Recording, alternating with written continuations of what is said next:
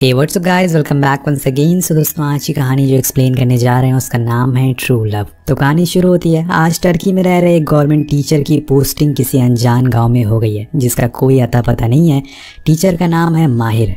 उसकी ये जॉब है और उसे जाना ही होगा, पर उसका परिवार इसे खुश नहीं है। वो चाहते हैं कि माहिर यहीं रह के अपने बच्चों को पढ़ाए, पर वो जैसे भी करके उन्हें मना लेता और शाम की ट्रेन से अपनी मंजिल की ओर निकल जाता है। थोड़े टाइम के बाद वो बस से सफर करता है और बस का ड्राइवर उसे लाकर एक पहाड़ पर छोड़ देता है और बताता है कि उन्हें यहाँ से आगे पैदल ही जाना होगा क्योंकि सरकार ने इसके आगे का रास्ता बनाया ही नहीं है।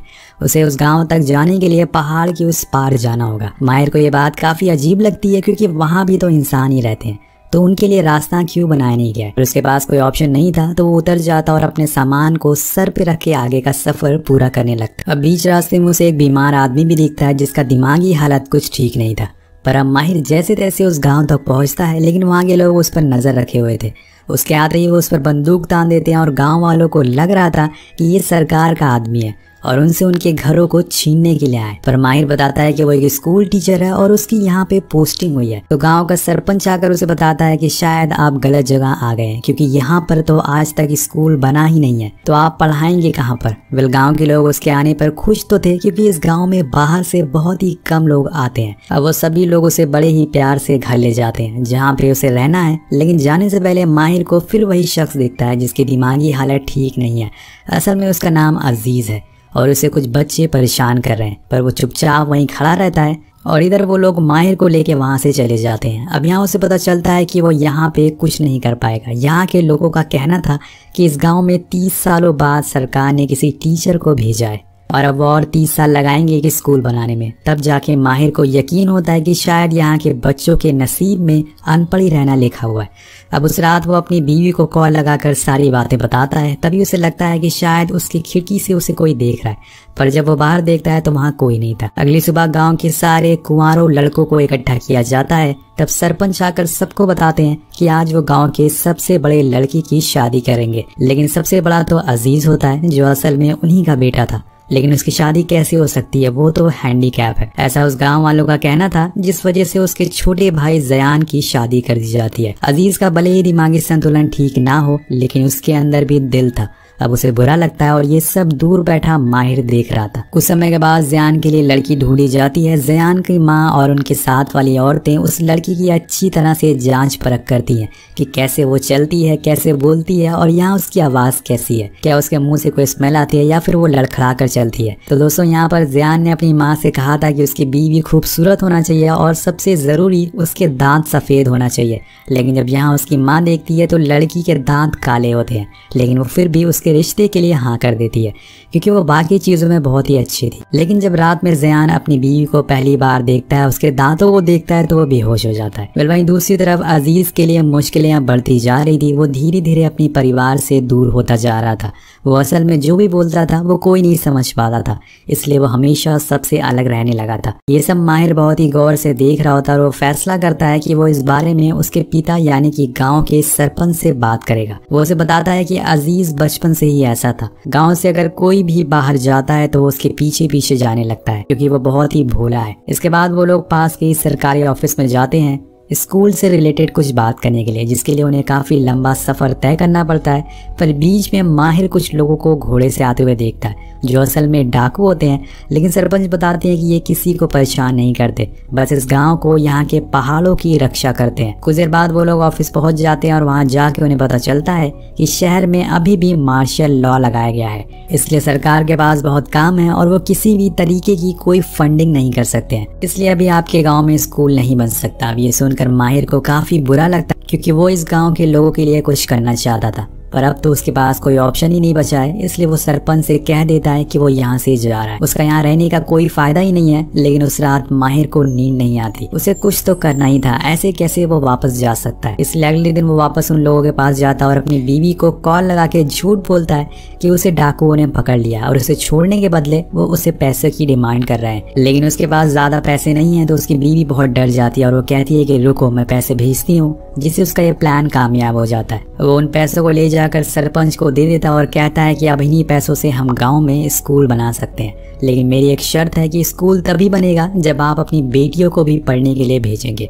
अब सरपंच मान जाते हैं और फिर गांव में जोरों शोरों से स्कूल बनना शुरू हो जाता है। पर वो डाकू फिर से एक बार गांव में आते हैं, लेकिन किसी को मारने नहीं बल्कि बधाई देने। उनका कहना था कि वो भी इस काम में उनकी मदद करना चाहते हैं। जिसके बाद वो गांव के बच्चों को खाना और कपड़ा भी बांटते हैं। दोस्तों, यहाँ पर वो डाकू इस जगह की हिफाजत करना चाहते थे। अब अगले सीन में हम अजीज को देखते हैं। उसकी माँ उसे नहला रही थी क्योंकि अपनी माँ के अलावा वो किसी के पास बैठने को राजी नहीं होता है। कुछ समय के बाद स्कूल तैयार हो जाता है और माहिर गांव के सरपंच को बुलाते हैं रिबन काटने के लिए और फिर एक एक करके सभी बच्चों का एडमिशन होता है। पढ़ाते टाइम माहिर देखता है कि बाहर अजीज खड़ा हुआ है, बच्चों को पढ़ते हुए देख रहा है, लेकिन जैसे ही वो उसे बात करने के लिए जाता है वहां से चला जाता है। ऐसे ही काफी दिनों तक चलता रहता है, यहाँ तक कि अजीज तो माहिर के घर के बाहर भी खड़ा रहता है, वो भी रात भर, लेकिन वो उससे बात नहीं करता। अब एक दिन जब ज़यान और उसका एक साथी माहिर के घर के बाहर से निकल रहे होते हैं, तब माहिर अजीज को देखता है और उसे अंदर बुलाता है क्योंकि बारिश होने वाली थी, पर वो नहीं आता। और जैसे ही बारिश शुरू होती है वो ऊपर देखकर तेज तेज चिल्लाने लगता है, जैसे कि मानो वो ऊपर वाले से कुछ कह रहा हो कि मुझे ऐसा क्यों बनाया है, मैंने क्या गुनाह किया था। वो रात भर वहीं बारिश में बैठा रहता है और भीगता रहता है। अगली सुबह सारे बच्चे फिर से अजीज को परेशान करने लगते हैं और तब माहिर आकर उन्हें डांटता है और अजीज से दूर रहने को कहता है। अजीज को माहिर का ये बर्ताव बहुत अच्छा लगता है क्योंकि उसकी जिंदगी में पहली बार कोई आया था, क्योंकि उसकी जिंदगी में ऐसा पहली बार हुआ था जब किसी आदमी ने उसे परेशान नहीं बल्कि प्यार दिया था, उसे इज्जत दी थी। वो उसे थैंक यू बोलना चाहता था, लेकिन अजीज बोल नहीं सकता है, इसलिए वो अपने घोड़े पर चुपचाप बैठकर पहाड़ पर चला जाता है। अब आने वाली कई रातों तक अजीज ऐसे ही माहिर के घर के बाहर रातों रात खड़ा रहता है, लेकिन वो कभी भी अंदर नहीं जाता है। अब एक दिन अजीज का घोड़ा उसके बिना ही घर आ जाता है तो उसकी माँ ये देखकर बहुत ज़्यादा घबरा जाती है। उन्हें लगता है कि शायद उसे कुछ हो गया है, तो उसके सारे भाइयों को उसे ढूंढने के लिए भेजती हैं। वो लोग उसे हर जगह ढूंढते हैं, लेकिन वो कहीं भी नहीं मिलता और आखिर में आकर स्कूल के पास बैठ जाते हैं। पर उसी दौरान अंदर से अजीज की आवाज़ आती है। हम देखते हैं कि माहिर ने आज वो करके दिखा दिया जो शायद अजीज का कोई अपना भी नहीं कर पाता। उसने अजीज को स्कूल में दाखिला करा दिया था, उन बच्चों के साथ बैठाया और जब उसकी छुट्टी हो गई तो उसने अजीज को पेंसिल पकड़ना सिखाया। उसने पहली बारी में बहुत ही अच्छी ड्राइंग बनाई जिसे माहिर बहुत उसकी तारीफ करता है और उसे सुनकर अजीज के चेहरे पर आज बरसों बाद एक हंसी आ जाती है। वो इस पल को एंजॉय कर रहा था। ये सब बाहर खड़े उसके सारे भाई देख रहे थे। अजीज को खुश देखकर उन सभी की आंखों में आंसू आ जाते हैं। वो दिन शायद अजीज की जिंदगी का सबसे यादगार दिन हो गया था। अब ये सब देखकर सरपंच माहिर को शुक्रिया कहते हैं। वहीं गांव के सारे लोग अजीज को ऐसे खुश देखकर बहुत ही खुश होते हैं। वो तो ये चाहते थे कि वो एक अच्छा इंसान बने पढ़ लिख कर। उस दिन के बाद हर रात अजीज माहिर के घर पर ही रहता है। वो उसे हर चीज सिखाता है और ऐसे ही समय बीत जाता है। कुछ महीनों बाद ठंड का मौसम आ जाता तो यहाँ पूरा गाँव बर्फ से ढक चुका था। अजीज बर्फ देख के बहुत ही खुश होता है और उसमें जाके खेलने लगता है। लेकिन वहीं दूसरी तरफ गांव की एक लड़की की आंखें पहाड़ की तरफ देखी जा रही थी। शायद उसे किसी का इंतजार था, पर वो कौन है ये आपको आगे पता चलेगा। अब एक दिन स्कूल में सभी बच्चों को कहा जाता है कि उन्हें अपने पिता का नाम बोलना है। सबके बोलने के बाद अजीज की बारी आती है, लेकिन वो तो बोल ही नहीं सकता है। लेकिन वो कहते हैं ना कि अगर कोशिश करो तो हर चीज मुमकिन हो जाती है। तो यहाँ अजीज टूटे फूटे हुए शब्दों में जिंदगी में पहली बार अपने पिता का नाम लेता है, जिसे देख के सभी बच्चे और माहिर जोर से उसके लिए तालियां बजाते हैं। वहीं दूसरी ओर गांव में एक कमीलो नाम का शख्स आता है जो उस लड़की का हस्बैंड है जिसका इंतजार वो 10 सालों से कर रही है। कमीलो सरपंच का सबसे बड़ा बेटा है। उसके आने पे सभी लोग बहुत खुश होते हैं। उसके पिता उसे गांव में बने स्कूल के बारे में भी बताते हैं कि कैसे सब कुछ यहाँ पर बदल गया है। उसका भाई अब ठीक होने लगा है, इसलिए उसे अब यहीं रहना चाहिए। अपनी जिद छोड़कर उस रात उसकी बीवी भी उसे यही समझाती है कि उसे पुलिस को सरेंडर कर देना चाहिए। कब तक वो ऐसे ही डाकुओं वाली जिंदगी जिएगा। अब पूरी रात सोचने के बाद वो आखिरकार सुबह को सरेंडर कर देता है। अब कहानी आगे बढ़ती है और कुछ समय के बाद हम देखते हैं कि अजीज के एक और भाई की शादी हो जाती है, लेकिन अपने बड़े भाई की तरह भी उसे कुछ ज्यादा ही खूबसूरत बीवी मिल जाती है, जिससे कि उसे खुद की किस्मत पर शर्म आने लगा। अब तो उसकी शादी हो गई है, लेकिन वहीं अजीज को ये सब अच्छा नहीं लगता।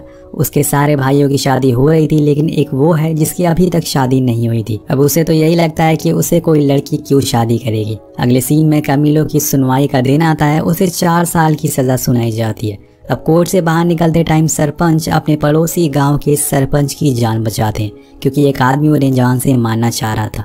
इस बात से खुश होकर वो सरपंच उन्हें वादा करते हैं कि वो अपनी बेटी का रिश्ता उनके बेटे अजीज के लिए तय करेंगे, और वो कहते हैं कि वो अपनी फैमिली को लेकर रिश्ता भेजे। उन्हें नहीं पता था कि अजीज की हालत कैसी है। अब जब अजीज की माँ पहली बार उस लड़की को देखती है तो उनकी आंखों में आंसू आ जाते हैं। उस लड़की का नाम जोया होता है। वो बहुत ही ज़्यादा खूबसूरत थी। उसे हर वो चीज़ आती थी जो उन्हें चाहिए थी, लेकिन कहीं ना कहीं उन्हें जोया के ऊपर तरस भी आ रहा था, क्योंकि अजीज़ शायद उसके लायक का लड़का नहीं है। और यही सोचकर वहाँ बैठे सभी लोग की आंखों में आंसू आ जाते हैं। उस लड़की की माँ अजीज़ की माँ से पूछती है कि लड़का कैसा दिखता है, वो क्या करता है, और तब जाकर अजीज़ की माँ उन्हें बताती है कि उनका बेटा हैंडीकैप है। लेकिन उनका रिश्ता फिर भी तय हो जाता है। अब जब जोया शादी करके पहली बार अजीज के घर आती है तो जब अजीज को देखती है तो रोने लगती है, लेकिन सारी औरतें उसे समझाती हैं कि यही उसकी किस्मत है। उसे अब अजीज का साथ हमेशा निभाना है, उसे किसी भी चीज़ की कमी नहीं होने देना चाहिए। और यहाँ से शुरू हो जाती है एक और कहानी, और ये कहानी है अजीज और जोया की, एक प्यार की ऐसी कहानी जो आपको रुला देगी। जब अजीज पहली बार जोया को देखता है तो उसकी खूबसूरती को देखकर वो बेहोश हो जाता है, क्योंकि ऐसी लड़की उसे शादी करेगी उसे कभी भी उम्मीद ही नहीं थी। लेकिन जैसे जैसे समय बीता जा रहा था जोया अजीज को समझने लगती है। उसे अब अजीज के साथ ही रहना है, इसलिए वो उसका पूरा ख्याल रखती है, उसे नहलाती है, उसे स्कूल के लिए तैयार करती है और रवाना भी करती है। लेकिन उस गांव के लोग जोया को बहुत बुरा भला बोलते हैं। उनका कहना था कि वो अजीज के लिए नहीं बनी है, उसकी पूरी जिंदगी बर्बाद हो गई है। लेकिन जोया इन सब बातों पर ज्यादा ध्यान नहीं देती है, क्योंकि अजीज दिल से कैसा है वो अच्छे से जानती है। लेकिन कहीं ना कहीं दोस्तों वो भी इंसान होती, उसे कभी कभी अपने लिए बुरा लगता है। अब एक रात वो रोती भी है, और अजीज ये सब देख रहा था। वो आकर उसके पास बैठ जाता और उसके आंसू पोंछने लगता है। वो जो कुछ भी बोल पाता है और उसे बोलने की और समझाने की कोशिश करता है। अब कहानी आगे बढ़ती है। एक दिन वो स्कूल में अपनी फैमिली की ड्राइंग बनाता है, जिसमें वो, जोया और उसके 2 बच्चे भी थे। अब ये देखकर माहिर बहुत खुश होता है, पर उसी दौरान गाँव की औरतों ने जोया को अजीज के बारे में बोल बोल कर परेशान कर दिया था, जिसे वो तंग आ जाती है और आखिरकार बोल देती है कि अब वो उसके साथ नहीं रहेगी। अब ये बात अजीज भी सुन लेता और सुनकर वो पूरी तरह से टूट जाता है, और ये जानकर वो फैसला करता है कि वो अपनी जान दे देगा, क्योंकि वो खुद के साथ साथ जोया की भी जिंदगी खराब कर रहा है। इसलिए अपने घोड़े से भागते हुए वो पहाड़ के किनारे जाकर खड़ा हो जाता है। पर अहम मौके पर वहाँ माहिर आ जाता है, जो कि उसका सबसे अच्छा दोस्त है। वो उसे कहता है कि अगर तुम कूद गए तो मैं भी तुम्हारे साथ कूद जाऊंगा। तो वो पीछे हट जाता है, और यहाँ माहिर उससे एक वादा करता है कि वो उसे बिल्कुल ठीक करके रहेगा। वो उसे स्कूल लाता और उसे एक चिट्ठी लिखवाता, और फिर अगले दिन वो उस चिट्ठी को उसके घर पर रख देता है। जब अगली सुबह सब लोग उठते हैं तो उन्हें वहाँ पर अजीज और जोया कहीं भी दिखाई नहीं देते। पर तभी उन्हें वो चिट्ठी मिलती है जिसमें माहिर खुद पढ़कर सबको सुनाता है, जिसमें लिखा था कि ये मेरा फैसला है, इसमें जोया की कोई गलती नहीं है। मैं उसे लेकर यहाँ से जा रहा हूँ, क्योंकि इस गांव वालों ने मुझे कभी स्वीकार नहीं किया, कभी समझ नहीं पाए। लेकिन मैं आप सभी से वादा करता हूँ कि मैं एक दिन वापस जरूर आऊँगा। तब तक आप मेरे घोड़े का ख्याल रखिएगा। एक वही था जिसने मेरे बुरे दिनों में मेरा साथ दिया। और इसी तरह से दोस्तों पूरे 4 साल बीत जाते हैं। माहिर की पोस्टिंग अब खत्म हो चुकी है, उसे घर वापस लौटने का समय आ गया है। पूरे गांव वाले उसे छोड़ने के लिए आए हैं। सभी की आंखों में आंसू थे। वो उनसे कहता है कि मैं जब यहाँ पर आया था मैंने कभी नहीं सोचा था कि मेरा एक परिवार बन जाएगा। तो सरपंच कहते हैं कि मेरे अभी तक 6 बेटे थे, लेकिन जब से तुम यहाँ पर आए हो मेरे 7 बेटे हो गए। मुझे पता है कि तुमने ही अजीज को शहर भेजा है, मुझे तुम्हारे ऊपर पूरा भरोसा है, इसलिए मैं तुम्हारे बारे में कुछ नहीं बोलूंगा। इसके बाद वो वहाँ से चला जाता है। अब समय इसी तरह से बीतता रहता और पूरे 7 साल बीत जाते हैं। लेकिन एक दिन उस गाँव में पहली बार एक कार आती है, और ये हमारी कहानी का सबसे बेहतरीन और खूबसूरत सीन आने वाला है। उस कार में से माहिर बाहर आता है और उसके साथ साथ उसकी बीवी भी आती है। उसे देखकर गांव वाले बेहद खुश होते हैं, लेकिन वो अपने साथ किसी और को भी लाया था, जो था अजीज। जब अजीज कार से बाहर आता है तो सभी लोगों के होश उड़ जाते हैं। जी हाँ दोस्तों, यही अजीज है जो कि अब पहले जैसा बिल्कुल नहीं रहा। वो अब बोल भी पाता है और सही से चल भी पाता है। उसके साथ साथ उसके 2 बच्चे और जोया भी थे। अब गांव का कोई शख्स उसे पहचान ही नहीं पाता। लेकिन जब उसका घोड़ा उसके पास आकर उसे चूमने लगता है तब सबको यकीन हो जाता है कि यही अजीज है। उसे देखकर सबकी आंखों में आंसू थे, पर सबकी जुबान पर एक ही सवाल था कि आखिर ये सब कैसे हुआ। उसके पिता उसे पूछते हैं कि क्या तुमने कोई सर्जरी करवाई है? तो अजीज कहता है कि नहीं, ये मेरी बीवी के प्यार की ताकत है, उसकी बदौलत ही मैं यहाँ पर खड़ा हो पा रहा हूँ। तो किसी ने सच ही कहा है कि अगर आपको जिंदगी में सही शख्स और सच्चा प्यार मिल जाए तो आप वो हर नामुमकिन चीज को पूरा कर सकते हैं जो किसी ने सोचा भी नहीं होगा। अब आपके दिमाग में एक ही सवाल आ रहा होगा कि आखिर अजीज कहाँ था, जोया ने ऐसा उसके साथ क्या किया कि वो पूरी तरह से ठीक हो गया। तो दोस्तों वो स्टोरी आपको पार्ट 2 में देखने को मिलेगी, जिसके लिए आपको 450 कॉमेंट करने पड़ेंगे। तो फटाफट जाइए नीचे कॉमेंट करके बताइए कि हमें कहानी कैसी लगी। मिलते हैं आपसे अगली वीडियो में। Thank you so much watching. Piece.